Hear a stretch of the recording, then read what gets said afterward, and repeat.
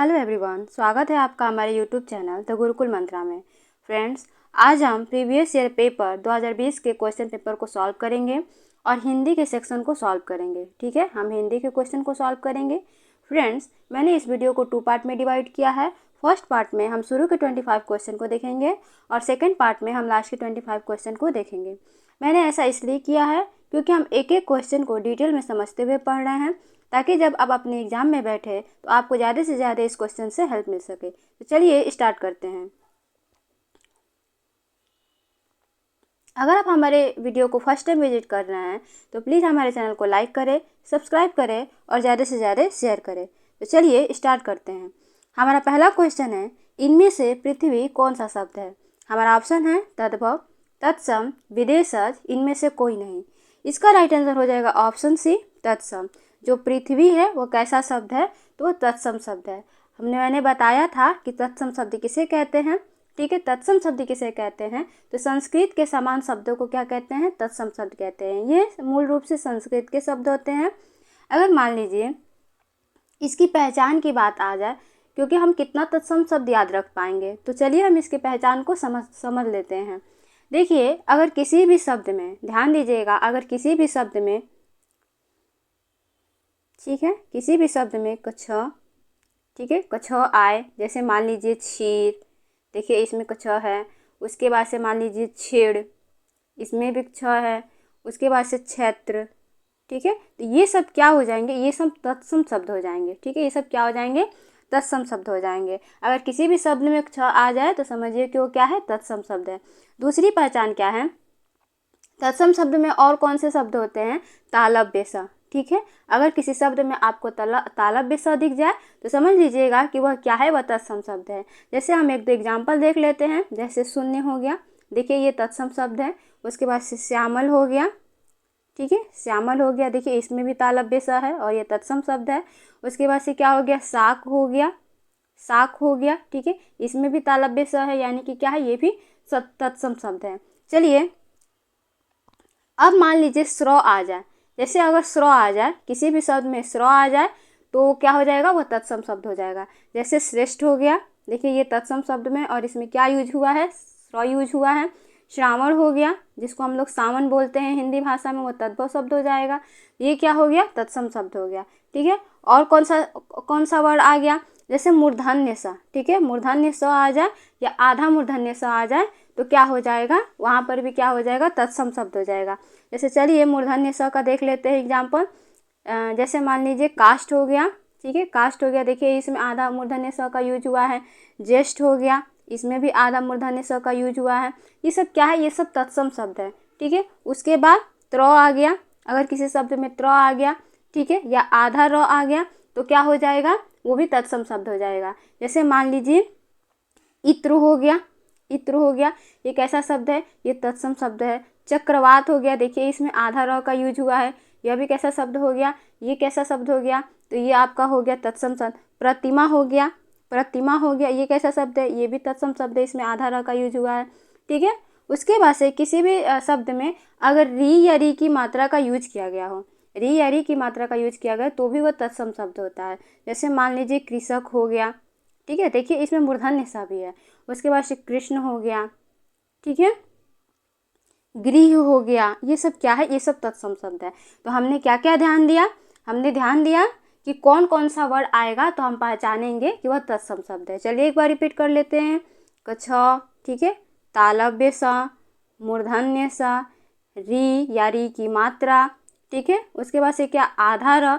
ये सब अगर आपको दिख जाए किसी भी शब्द में और पूछे ये कौन सा शब्द है, तो आप क्या बताएंगे? कि वह तत्सम शब्द है। ठीक है, तो देखिए इसमें पृथ्वी में री की मात्रा लगा हुआ है। आई होप आपको बहुत अच्छे से समझ में आया होगा। चलिए नेक्स्ट क्वेश्चन। हमारा नेक्स्ट क्वेश्चन है, संप्रदान कारक का परसर्ग है। हमारा ऑप्शन है का, को, से, के लिए। इसका राइट आंसर हो जाएगा ऑप्शन डी, के लिए। ठीक है, आप सभी को पता होगा कि जो संप्रदान का परसर्ग क्या हो जाता है? के लिए। ठीक है, जैसे कर्ता ने कर्म को कर से संप्रदान के लिए। ध्यान दीजिएगा, कारक कितने प्रकार के होते हैं? तो 8 प्रकार के होते हैं। कारक कितने प्रकार के होते हैं? तो 8 प्रकार के कारक होते हैं। चलिए नेक्स्ट क्वेश्चन। हमारा नेक्स्ट क्वेश्चन है, मैं चित्र बना रहा हूँ, वाक्य में काल है। पूछ रहा है मैं चित्र बना रहा हूँ, वाक्य में कौन सा काल है? हमारा ऑप्शन है भविष्य, भूत, अनिश्चित, वर्तमान। ठीक है, इसका राइट आंसर हो जाएगा ऑप्शन डी वर्तमान। ठीक है, क्योंकि देखिए अभी कार्य चल रहा है और जहाँ भी अभी कार्य चल रहा होता है, ठीक है, जैसे मैं खाना बना रही हूँ, ठीक है, मैं घूमने जा रहा हूँ, तो सब क्या होता है, यहाँ पे वर्तमान काल हो जाता है। इसमें कार्य क्या होता है, हो रहा होता है। ठीक है, पूरा नहीं होता है, हो रहा होता है। चलिए नेक्स्ट क्वेश्चन। हमारा नेक्स्ट क्वेश्चन है, आलू किस भाषा का शब्द है? हमारा ऑप्शन है पुर्तगाली, चीनी, अरबी, अंग्रेजी। तो इसका राइट आंसर हो जाएगा ऑप्शन ए पुर्तगाली। जो आलू है वह पुर्तगाली शब्द है। चलिए एक दो और पुर्तगाली शब्द को देख लेते हैं। अलमारी हो गया, अलमारी, ठीक है, गोदाम, ये वैसे ही शब्द मैं बता रही हूँ जो पूछे जाते हैं या पूछे जा चुके हैं। तंबाकू, ये सब क्या है, ये सब पुर्तगाली शब्द है। चलिए नेक्स्ट क्वेश्चन। हमारा नेक्स्ट क्वेश्चन है, श वर्ण का उच्चारण स्थान है? हमारा ऑप्शन है दांत, मूर्धा, तालु, कंठ। इसका राइट आंसर हो जाएगा ऑप्शन बी मूर्धा। ठीक है, जो स वर्ण का उच्चारण स्थान क्या है, मूर्धा है। याद रखिएगा, एक होता है, देखिए 3 टाइप के स हमने पढ़े हैं, जैसे स, श और स। ध्यान दीजिएगा, इसको हम बोलते क्या हैं, इसको हम तालव्य स बोलते हैं। अगर इसका उच्चारण स्थान पूछ दे तो तालु होगा। इसको हम मूर्धन्य स बोलते हैं, तो इसका उच्चारण स्थान पूछ दे तो क्या हो जाएगा, मूर्धा हो जाएगा। और इसको हम दंत्य स बोलते हैं, अगर इसका उच्चारण स्थान पूछ देगा तो आप क्या लगाएंगे, दंत्य लगाएंगे। चलिए नेक्स्ट क्वेश्चन। हमने बाकी सब मैंने इसके पहले वाले वीडियो में मैंने वर्ड को अच्छे से समझा दिया है। चलिए नेक्स्ट क्वेश्चन। हमारा नेक्स्ट क्वेश्चन है, निम्नलिखित में से गूलर का फूल होना मुहावरे का सही अर्थ है? हमारा ऑप्शन है अति प्रसन्न होना, फूल की तरह खिलना, दुर्लभ वस्तु, सुगंधित होना।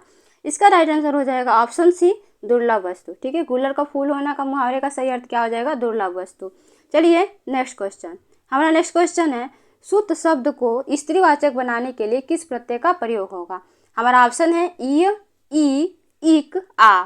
तो सुत शब्द में ध्यान दीजिएगा, इसका राइट आंसर हो जाएगा ऑप्शन डी आ।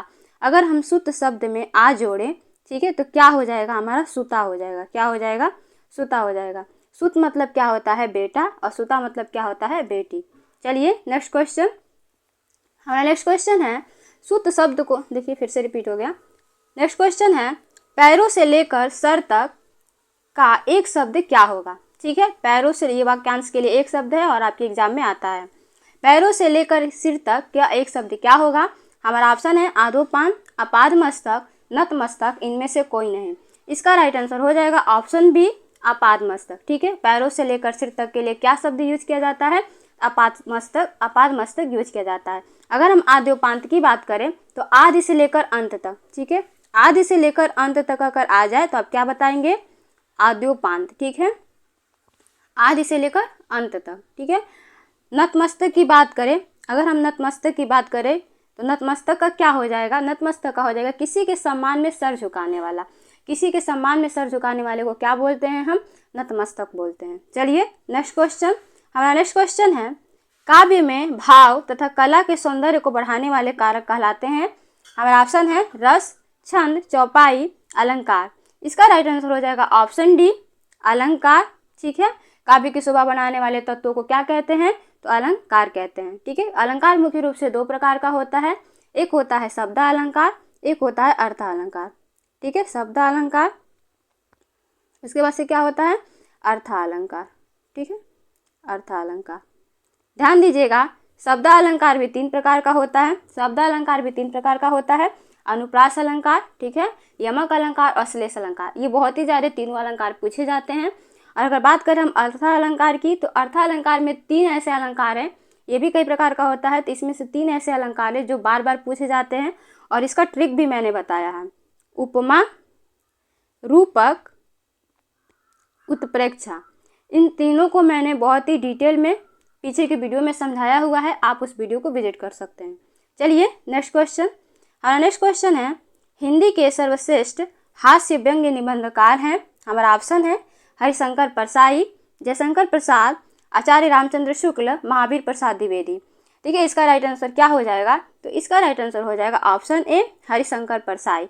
जो हिंदी का सर्वश्रेष्ठ हास्य व्यंग्य निबंधकार कौन है, तो हरिशंकर परसाई हैं। इनकी और 1-2 रचना की हम बात करें, ठीक है, तो इनका जो रचना है वह है बेईमानी की परत, बेईमानी की परत,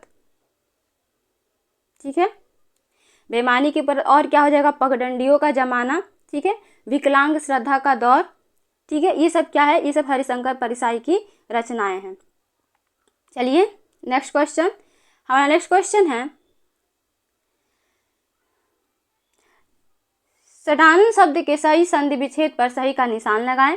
हमारा ऑप्शन है षड प्लस आनंद, षडा प्लस आनंद, पड़ा प्लस नन एंड षट प्लस आनंद, ठीक है। इसका राइट आंसर क्या हो जाएगा, इसका राइट आंसर हो जाएगा ऑप्शन डी षट प्लस आनंद। षडानंद को अगर हम संधि विच्छेद करें तो हो जाएगा षट प्लस आनंद। और यहाँ पे कौन सा संधि है, अगर पूछ दे कि षडानंद में कौन सा शब्द है, संधि है, तो आप क्या बताएंगे, षडानंद में व्यंजन संधि है। कौन सा संधि है, तो व्यंजन संधि है।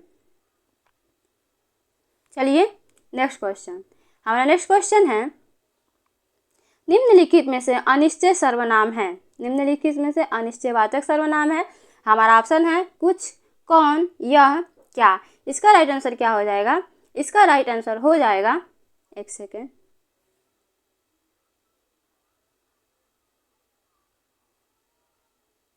देखिए एक क्वेश्चन छूटा, पीछे छूट चुका है, इसको हम देख लेते हैं। देखिए मैंने 62 नंबर क्वेश्चन को नहीं बताया। देखिए हमारा क्वेश्चन है चक्रधर शब्द है, ठीक है, चक्रधर कैसा शब्द है, हमारा ऑप्शन है रूढ़, यौगिक, योग रूढ़, विदेशी, ठीक है। तो आप इसका राइट आंसर क्या हो जाएगा, इसका राइट आंसर हो जाएगा ऑप्शन सी योग रूढ़, ठीक है। चक्रधर कैसा शब्द है, तो योग रूढ़ शब्द है। देखिए योग रूढ़ शब्द किसे कहते हैं, तो जो शब्द दो शब्दों के मेल से बने होते हैं, जैसे यहाँ पे चक्र प्लस धर, यह दो शब्दों के क्या से बना है, मेल से बना है, ठीक है। ध्यान दीजिएगा, जो शब्द दो शब्दों के मेल से बने होते हैं किंतु किसी विशेष अर्थ का बोध कराते हैं, ये किसका अर्थ, विशेष अर्थ का क्या करते हैं, ये बोध कराते हैं। जैसे मान लीजिए चक्रधर है, चक्रधर हम किसको बोलते हैं, चक्रधर हम विष्णु जी को बोलते हैं। अगर हम चक्रधर की बात करें तो हमारे दिमाग में सीधे क्या आएगा, विष्णु भगवान का चित्र क्या होता है, क्लिक करता है हमारे दिमाग में। अगर मान लीजिए हम चारपाई की बात करें, ठीक है, अगर हम चारपाई की बात करें तो ये भी दो शब्दों से मिलकर बना है, चार प्लस पाई, जिसका अर्थ क्या होता है, चार पाव वाला, ठीक है, जिसका अर्थ क्या होता है, चार पाव वाला। आज जब हम चारपाई की बात करते हैं तो तुरंत हमारे दिमाग में खाट क्लिक होता है, क्या क्लिक होता है, खाट क्लिक होता है। जबकि चार पाव वाला तो कुर्सी भी होता है, गाय भी होती है, ठीक है, लेकिन हमारे दिमाग में क्या क्लिक करता है, खाट। तो कहने का मतलब ये है कि जो शब्द दो शब्दों के मेल से तो बने होते हैं लेकिन किसी विशेष अर्थ का बोध कराते हैं, ठीक है, किसी विशेष अर्थ का बोध कराते हैं, तो उनको हम क्या बोलते हैं, तो योग रूढ़ शब्द बोलते हैं। बात करें अगर रूढ़ शब्द की, अगर हम रूढ़ शब्द की बात करें तो रूढ़ शब्द कैसे होते हैं, रूढ़ शब्द भी किसी वस्तु विशेष के लिए उपयोग किए जाते हैं, ठीक है। अगर रूढ़ शब्द की बात करें तो ये भी किसी वस्तु विशेष के लिए उपयोग किए जाते हैं। जैसे मान लीजिए, और इनको खंड करने पे ध्यान दीजिएगा, लेकिन जब हम इनका खंड करते हैं तो कोई अर्थ नहीं निकलता है। जैसे मान लीजिए फूल है, फूल है, इसको हम रूढ़ शब्द बोलेंगे। जैसे मान लीजिए फूल है, यह क्या है, यह फूल क्या है, रूढ़ शब्द है। अगर हम फूल का नाम लेते हैं तो डायरेक्ट आपके दिमाग पे एक इमेज क्लिक करता है, ठीक है, फूल का इमेज क्लिक करता है, ये क्या हो जाएगा, ये रूढ़ शब्द हो जाएगा, क्योंकि यह एक विशेष अर्थ को दिखा रहा है। और अगर इसका हम खंड करें, मान लीजिए हमने खंड कर दिया, फू और प्लस ल कर दिया, तो क्या इसका कोई सार्थक अर्थ है, नहीं, कोई सार्थक अर्थ नहीं है। तो इससे आप समझ गए होंगे कि रूढ़ शब्द किसे कहते हैं और योग रूढ़ शब्द किसे कहते हैं। चलिए नेक्स्ट क्वेश्चन, हमारा नेक्स्ट क्वेश्चन है निम्नलिखित में अनिश्चयवाचक सर्वनाम है, ठीक है, निम्नलिखित में अनिश्चयवाचक सर्वनाम है। हमारा ऑप्शन है कुछ, कौन, यह, क्या। इसका राइट आंसर क्या हो जाएगा, इसका राइट आंसर हो जाएगा ऑप्शन ए कुछ, ठीक है। मैंने सर्वनाम को बहुत ही अच्छे से पिछले वाले वीडियो में समझाया है, मैं बार बार बोल रही हूँ कि आप वो वीडियो देखते रहिए, ठीक है। अनिश्चयवाचक सर्वनाम कुछ हो जाएगा, ठीक है। और सर्वनाम कितने प्रकार के होते हैं, तो 6 प्रकार के होते हैं, मैंने एक एक को अच्छे से समझाया है।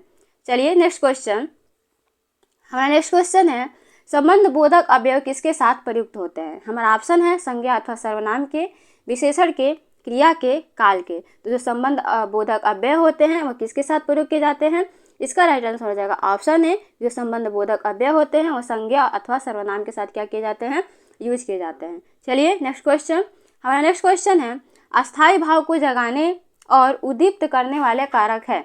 पूछ रहा है कि अस्थायी भाव को जगाने और उद्दीप्त करने वाला कारक क्या है। हमारा ऑप्शन है आलंबन, उद्दीपन, विभाव, अनुभाव। इसका राइट आंसर क्या हो जाएगा, इसका राइट आंसर हो जाएगा ऑप्शन सी ऑप्शन सी विभाव। अस्थायी भाव को जगाने और उद्दीप्त करने वाला कारक क्या है? विभाव है। अस्थायी भाव की संख्या की बात करें तो ये 9 होते हैं और रसों की संख्या की बात करें तो ये भी 9 ही होते हैं। चलिए नेक्स्ट क्वेश्चन। हमारा नेक्स्ट क्वेश्चन है, जो जो निहारिये नेरे हैं नए नहीं, त्यो तो खरी निकरे सा निकाई। पंक्ति में अलंकार है, पूछ रहा है कि इस पंक्ति में कौन सा अलंकार है? हमारा ऑप्शन है उपमा, रूपक, अनुप्रास, पुनरुक्ति। देखिए इसको देख के ही समझ में आ रहा है कि यहाँ पे पुनरुक्ति अलंकार है, क्योंकि यहाँ पे एक शब्द एक से अधिक बार यूज किया गया, यानी कि क्या एक ही शब्द की पुनरावृत्ति हुई है। ठीक है, तो यहाँ पे कौन सा अलंकार हो जाएगा? पुनरुक्ति अलंकार हो जाएगा। चलिए नेक्स्ट क्वेश्चन, इनमें से शुद्ध शब्द कौन सा है? पूछ रहा है, शुद्ध शब्द बताना है। हमारा ऑप्शन है उज्ज्वल, दीपक, मूर्ति, इनमें से कोई नहीं। ठीक है, इसका राइट आंसर हो जाएगा इनमें से कोई नहीं, क्योंकि कोई भी शब्द इसमें शुद्ध नहीं है। चलिए देख लेते हैं कि उज्ज्वल का शुद्ध क्या होगा। उज्ज्वल का शुद्ध हो जाएगा, दोनों आधा ज होगा। ठीक है, उज्ज्वल ऐसे लिखा जाता है।